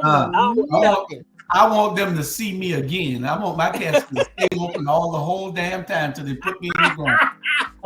They're gonna discuss the book. Read the book. Some people gonna come y'all just read to the make book. sure If you you haven't read the book, lazy. If you got the book and you haven't read it, then you're lazy. You need to tell me what you think of the book. Part 2, I'm writing it. I'm just so busy. We opening the radio station in a couple of weeks, and our digital radio station, and I don't have time to really do everything that I need to do.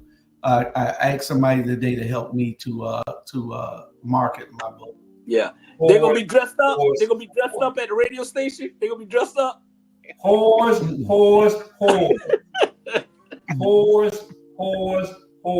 Male whores, female whores. Whores. Will be trying to testify at the homegoing service for Julius Hall. Yeah. What's the definition of hoe? God changed over the years. Jamal, go get that number for me.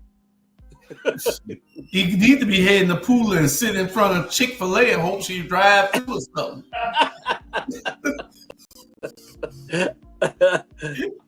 That boy. The weather's getting a little testy. Yeah. And the signal is going in and out.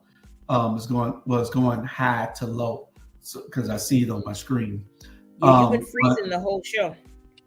Yeah, I know. I see it freezes up and then it comes back in. So hopefully it doesn't do it when the show repeats tomorrow. Who's this is talking about? They need a sponsor to working visa to your country. Please help me. Somebody overseas. Cozy need a husband. You need to contact her. That's a guy. She'll bring you over here. Yes, she'll bring you over here. No more legalities for me. I want a partner. Hey, all you got to do is marry. He got to be nine. He got to be 9 men strong. Don't come over here bullshitting. No, you talking about I want to come to America. Please help, sir. No, you need to be saying, please help, ma'am. Ain't no way I can do nothing. You Stop putting it on me. Hey, don't let the flag fool you. I ain't bringing none of y'all over here. I'm trying to make it great again. Okay, now Brown. This is cuddling weather. Yes, Brown it is. said, this hurricane done brought the cuddling weather. Yes, well, it you is. better have somebody to cuddle up with. Then. You better have somebody to cuddle with. Cuddle up. Cuddle on up. Yeah. We can get out. I got some dynamite stuff. We only got. I am not We're allowed. not gonna get to all of it. We'll save some of it for next week. But it's some great stuff that we had. But y'all just got long-winded, and everybody not even here.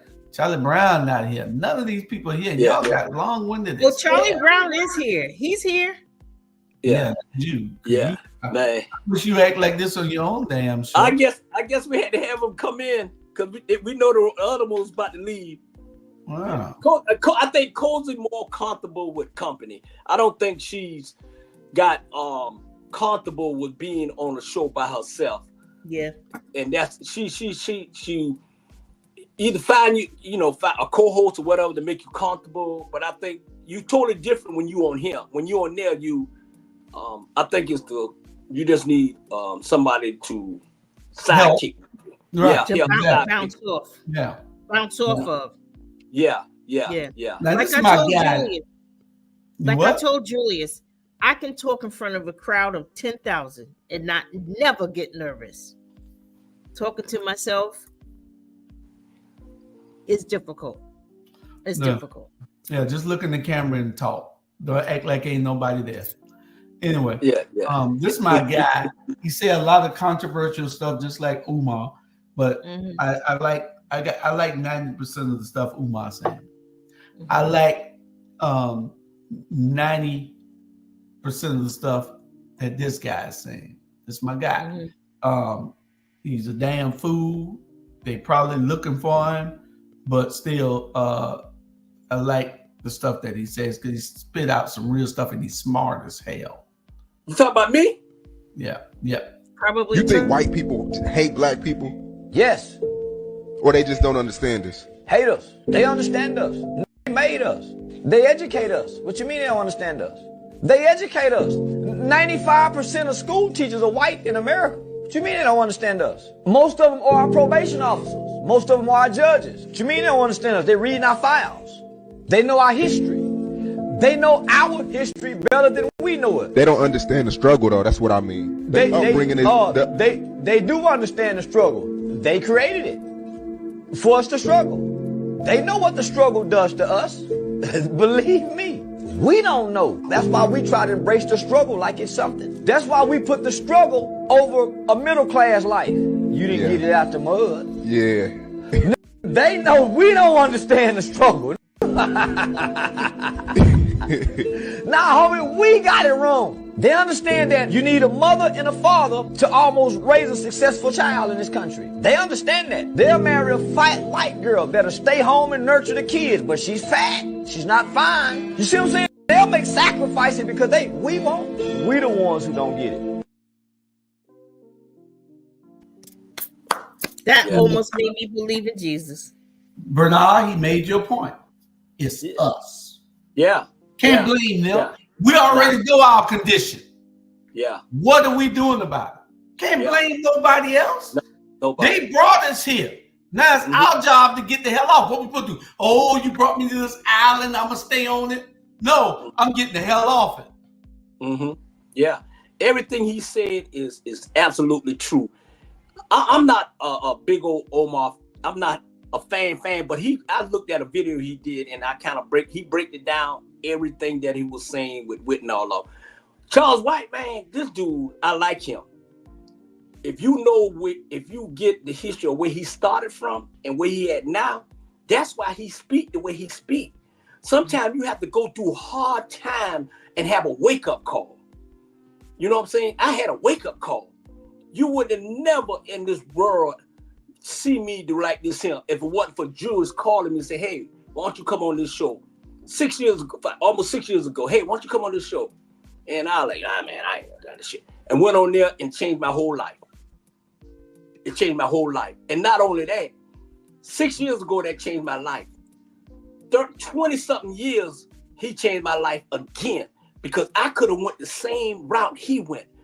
But I got the hell on and they couldn't catch me. But so at the end of the day, that brother will always be my best friend in the world. Always, because we got each other back. We bounce some shit off. We have arguments. We do this. But true friends do that. If you can't argue with a true friend, then they ain't your goddamn friend. Don't take nothing personal. And like this him. Yeah, they brought us over here. Yeah, they did so much shit to us. But what we are doing to ourselves, they ain't gonna take accountability of what we doing to ourselves. So at the end of the day, man, let's lock and load it and move forward. I can't worry about what that person did. Let me tell you right now. I tell people, I love everybody. I just don't F with everybody. I got best white friends. I got every national. I got friends all over the place. One of my best friends named Floyd Rocket. We talk every single day. I bounce some off of him. He bounced off of me. I asked him about the white community. He asked me about the black. We just boom, boom, bouncing. I don't have no problem with these people. I ain't got no problem with these people. They ain't got no problem with me, period. But I'm trying to make this world a better place for my kids, y'all kids. I'm 62 years old. I mean, how much fight we got left? I'm tired of fighting for people don't give a damn about us. I just want to take my basketball and go home. Period. Okay, Cozy, you ain't got nothing. We going to the next topic. I'm gonna save this till later. Let's go to our joke of the week for the second time, then we'll get our main subject.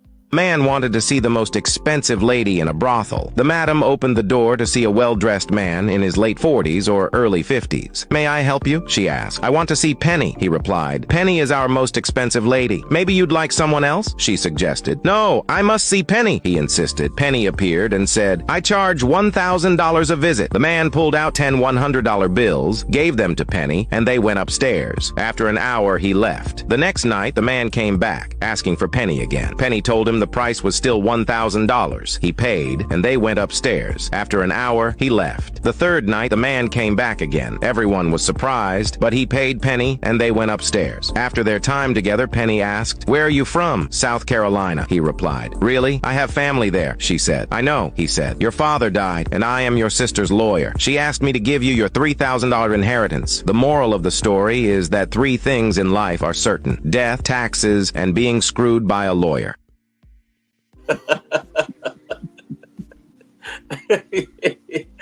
Now that's some fraganackle bullshit. He gave her money, but he didn't tell her where it was from. Yeah. You want to make sure he gets some else. He get it. Yeah. You know, hey, that's a slick lawyer. Shit. And she did get her money. She can't say she wasn't paid. She could sue him for some extra services, but he gave her that money. Yeah. That's a good one. And she thinking, oh, she had some good stuff. No, he just gave you what your sister did to get. Yeah. Let me show y'all this. This is Mercedes-Benz Stadium, and it's the home of the Atlanta Falcons. But did you know it's also one of the most futuristic stadiums in the world? This $1.6 billion stadium is an engineering marvel. The roof, it's a massive retractable design that opens like a camera lens. 8 petals moving in unison, taking just 8 minutes to reveal the Atlanta skyline. It's so unique. There's nothing else like it in the entire world. Inside, you're surrounded by the world's largest video board, a 360-degree, 58-foot-tall halo screen that wraps around the entire top of the stadium. That's over 62,000 square feet of LED screen showing every angle, replay, and highlight you can imagine. The stadium's fan-first approach means some of the cheapest concessions in all major sports: $2 hot dogs, $3 nachos, and $5 beers.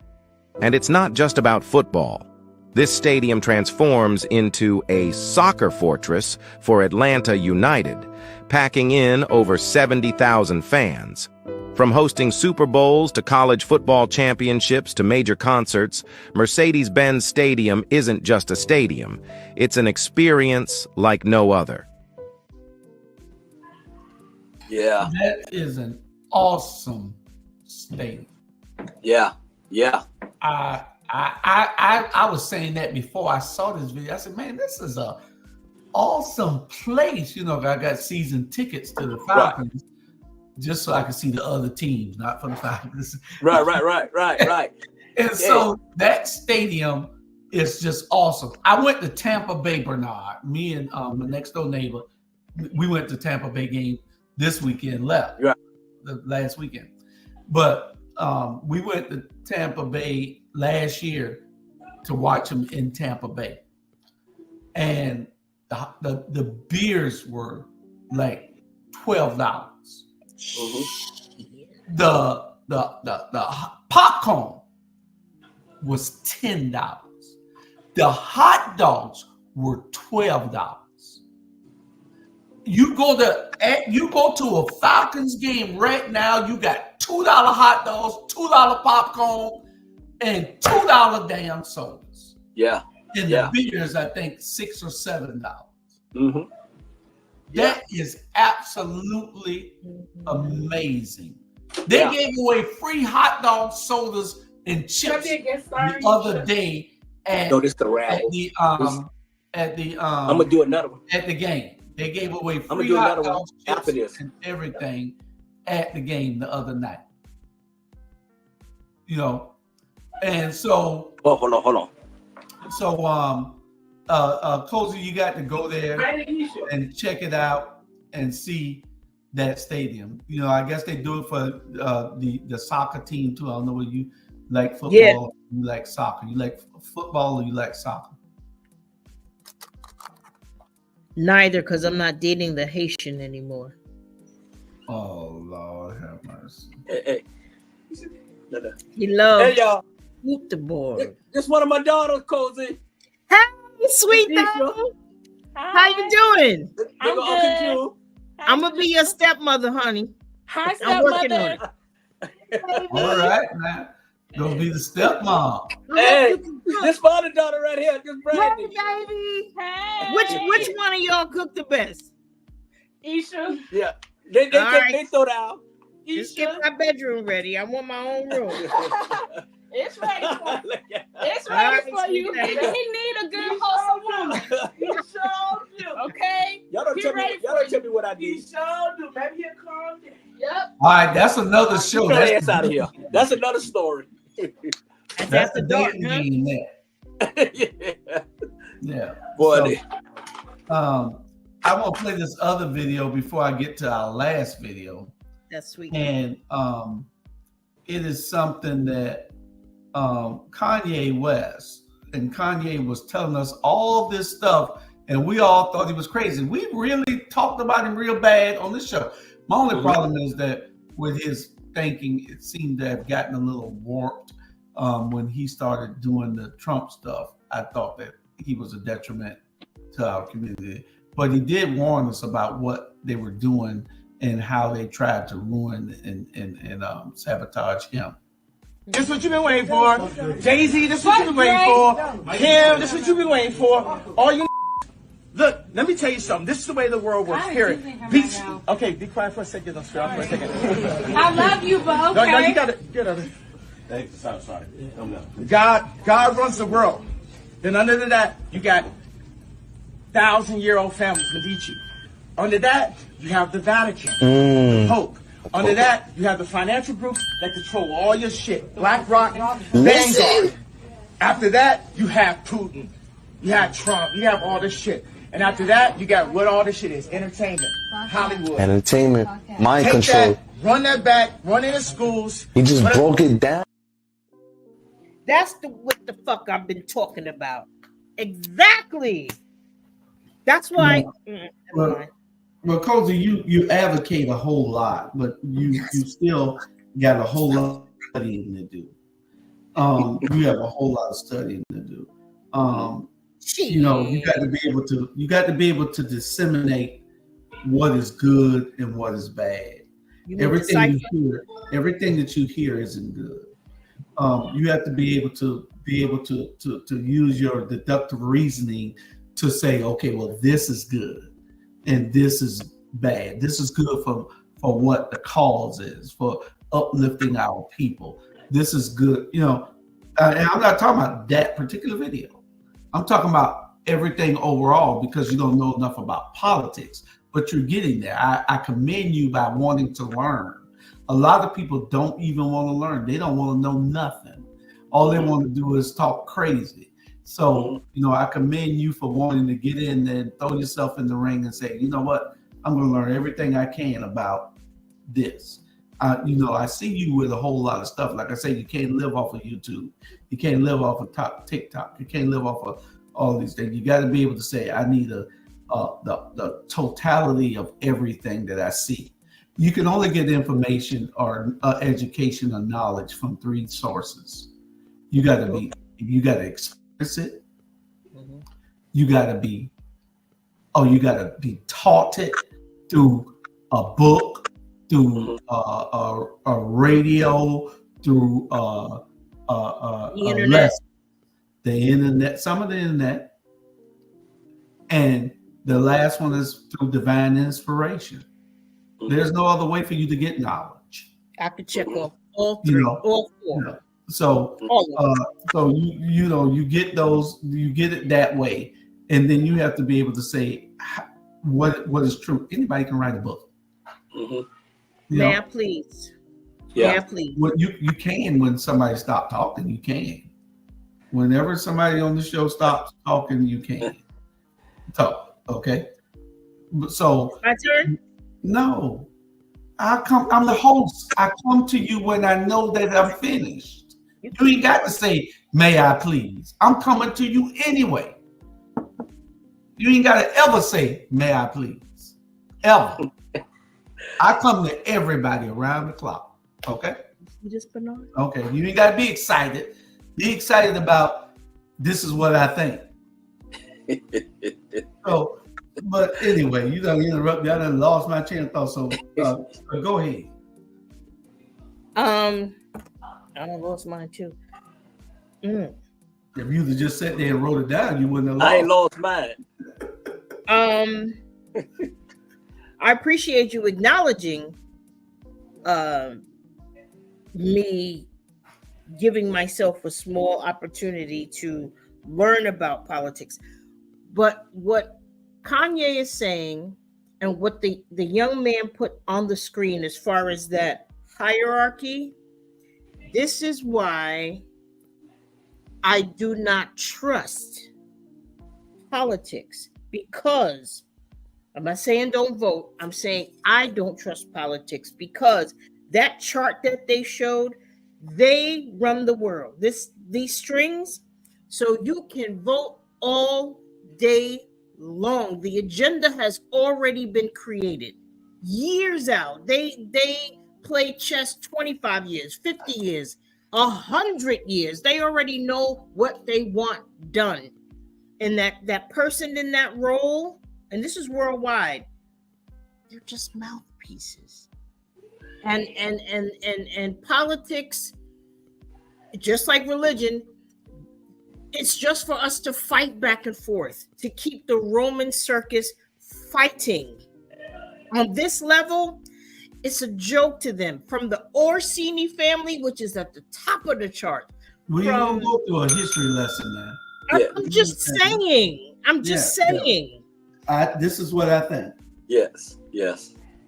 In relation to, I was just saying, and to the relation to that chart that whoever created this put up, and I'm simply saying those institutions, York Rite, Scottish Rite, they run the world. Get the chart and break it down on your show. I already have it. Talk the whole hour. You need props. You need help. Go ahead, Bernard. Listen, let me say that, and I keep piggybacking. You better because it's like this here. I saw your lips moving. Go ahead. We have an audience, the whole audience around the world. We have everybody around the world just watching our Black Media Network. And I'm like this here. Go vote. Whatever you think in your mind, what it's already planned in this here, it's a lot of stuff I totally disagree with Cozy, but I ain't gonna have time to go in there with her on this show or anything like that. It's a lot of stuff I disagree, but I'm saying this here. In order to keep a platform going, you have to talk about different stuff. You can't always talk about Egypt and all that, because a lot of young folks is the one making us. So half of the time they don't want to hear it. Yes, some of y'all say absolutely correct. Some of y'all say absolutely correct. And at the end of the day, Coach, you need to stop being disrespectful and let me talk, and you going this way and mumbling this way. That's disrespectful. Sit there like we sit and listen to people. We don't turn our head. We don't do this here. Right. We don't do this here. We let you speak and we listen to you. We don't make no faces. That's what you need to learn of being, how to be on the show. Gracious host. Right. You have to just sit and bite your lip and stop moving your body and all that, because what you do, you anger people, and then it make me go off a subject and then make me focus on your ass. And I don't want to do that. So let's just, after the camera off, we can talk about that behind, but during the camera, we can't always talk about what they did to us. We got to talk about, thank y'all, world. We love y'all no matter what color you is. Thank you for tuning in on Our Black Media Network. Everybody's opinion is their opinion. It ain't got nothing to do with Our Black Media Network. I love all y'all, but I don't mess with all y'all. At the end of the day, Kanye and Umar and all, okay. And Pete, that's their trouble. That's not my trouble. That's not my trouble. Mama always said, what you do in the dark will come to light. That's P. Diddy trouble. I ain't got shit to do with him and those baby alls. I ain't got nothing to do with Kanye. That I don't have it. Because like this him, those people that y'all rubbing neck with, they don't want to put that money in you. And then when you cross them, then they get rid of your ass. Period. All white folks ain't bad. All black folks ain't bad. All of them. Everybody got good in them. Okay, that's why God sent his only begotten son for us to save our lives so we can be able to talk. Period. That's just what it is. That's why I come up with America After Dark with Bernard Brown, so we don't have to talk about politics. We can have fun. We can talk about who you're sleeping with. We can do all that. funky, wet, messy. Shit. Hey, I had a moment. I'm sorry. I had a moment. Every time I come on the Rabble, man, I have a moment. Damn. Cozy. We ain't got long. No comment. You good? Okay. That's good. I like that. See, I told my God the other day, I said, you just listening so you can respond. We're going to do this last one, and we ain't going to have time to talk about it. No, I'm gonna save this for next week. We're gonna save that for next week. We're gonna save these three for next week, because and it has something to do with P. Diddy, and some of the stuff that he was saying that made them jump on him earlier than what they were wanting to jump on him, because they were gonna get him. It's just that. Because after he messed with Diego, the liquor distributor, the largest liquor distributor in the world, that was part of his downfall. But he got to understand who owned that. Kanye just told you who owned it: BlackRock and Vanguard and Smart Street. What is whatever street that is. They own all that, and you can't mess with these people because control everybody. And don't think that they can't get to you. They just don't rename getting to us because they ain't listening to us.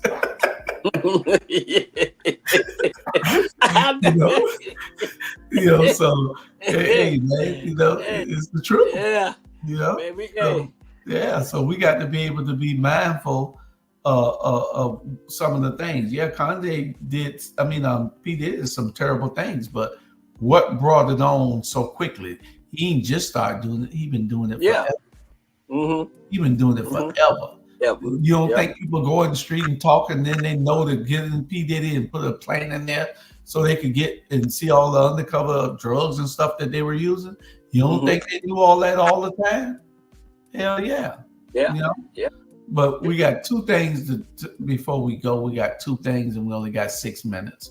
And the thing is, y'all be safe out there during this hurricane. Y'all be safe out there during the hurricane. We don't want any more loss of life. Y'all be careful if you live in the mountains and this thing is coming your way. You got to be real careful because it ain't no joke, And the people in North Carolina, where they got a whole city that was wiped off the face of the earth, they never knew that was going to happen to them. So you got to be real careful. We got 2 or 3 subjects that we'll cover next week. But in the meantime, y'all stay safe from this hurricane. Stay in the house. keep cover, and don't try to go out there trying to do Uber and get your car flooded out. Then you ain't got no car. I don't know who I was talking to, but I thought somebody needed to hear that. Inspiration of the week. Accept people as they are, but place them where they belong in your life. You are the CEO of your life. Hire, fire, and promote accordingly. Sometimes you don't need to hear their excuses because their actions already spoke the truth. Stop normalizing going through hell in a relationship.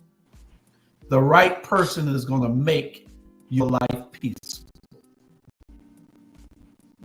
Don't be afraid of losing someone who is not grateful to have you.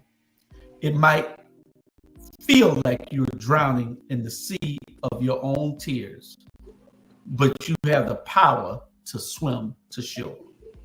At some point, you're no longer the product of your environment. You're the product of your choices. Inner work is hard, but it's freedom.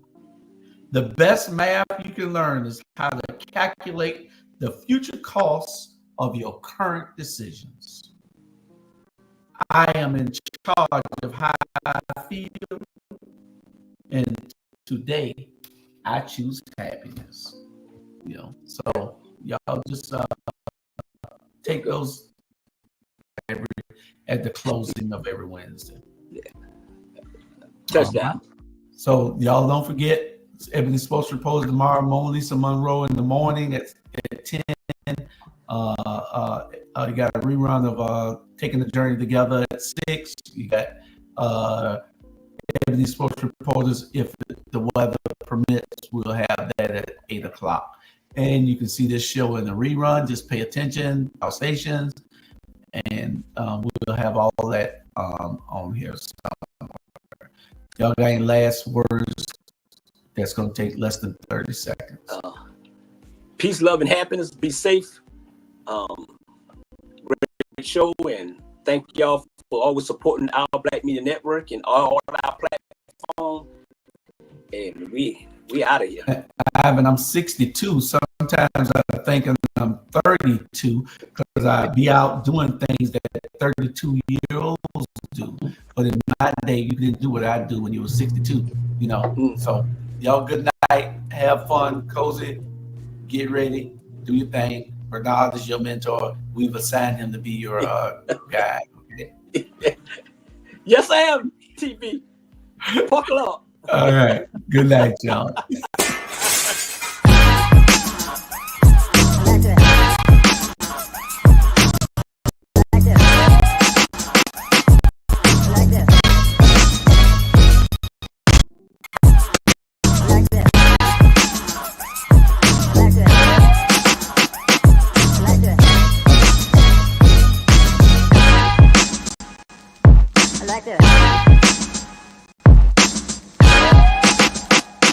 Like this.